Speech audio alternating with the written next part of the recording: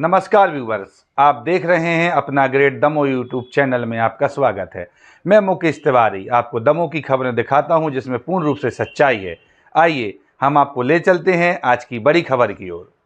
ऐसा पहली बार देखने को मिल रहा है कि लगातार आज चौथा दिन है, वही एक में एक आध बार बारिश देखने को मिलती है।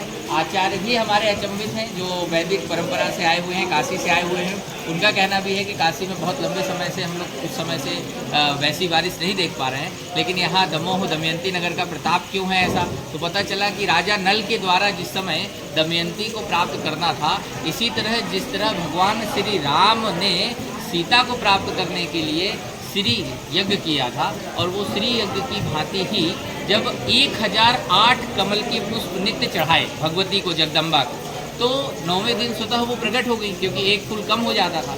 इसी प्रकार राजा नल ने इस दमयंती नगर में, जो आपका यहाँ पे तालाब निकट ही है, इस दमयंती नगर में ये भूमि बड़ी पवित्र है, ये वैराग्य की भूमि है। यहाँ से दमयंती और नल का जो है वियोग हुआ था। इसी प्रकार इस दमोह जिले का जो नाम है वह नारद से जुड़ा हुआ है वैदिक परंपरा में। एक वैदिक परंपरा, एक पौराणिक परंपरा। तो वैदिक परंपरा में ये जो नारद थे, ये नारद को मोह हो गया, और इस मायापुरी में जब उसे मोह हो गया तो उनका भी मोह जब भंग हुआ, तो आप जब पढ़ेंगे नारद मोह, तो नारद मोह में से अगर आप नार हटा देंगे तो आपका बचेगा दमोह। तो ये तो वैदिक संस्कृति होगी। नारद मोह, नारद मोह में से नार हटाने पर दमोह शेष होता है। ये वैदिक संस्कृति थी सतयुग की। उसके बाद पुनः दोबारा आया, एक ब्रह्मकल्प आया, आदिकल्प आया। तो आदिकल्प में जब नल और दमयंती आए तो उस समय इस दमयंती नगर को ही नारद से प्रेरित होकर जो है दमोह कर दिया गया। नारद मोह को दमयंती के समय में दमोह कर दिया गया।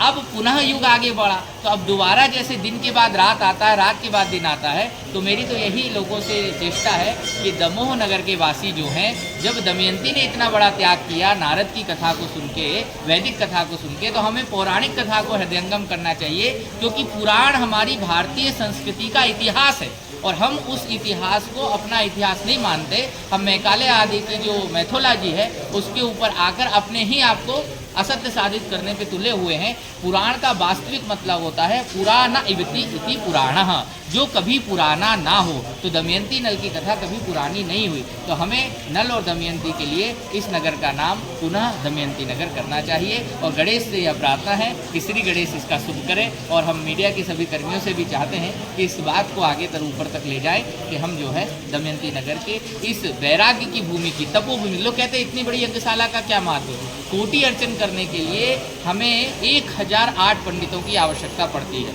इसलिए जो है यह 5 मंजिल आकार यह जो यज्ञशाला बनी है वह 1000 पंडितों को देखने के लिए, उनके द्वारा होने वाले अनुष्ठान के लिए भविष्य काल में संजोई गई है। और इसलिए गणेश भगवान की कृपा से हम सभी लोग इस यज्ञ को, पावन यज्ञ को कर रहे हैं। वैसे आपकी जो दमयंती नगर की जो आह्वान है सरकार से, तो एक छोटा सा दमोह दमयंती नगर हो गया है, और दमयंती नगर पर नई तहसील का नाम भी दमयंती नगर रख दिया गया है।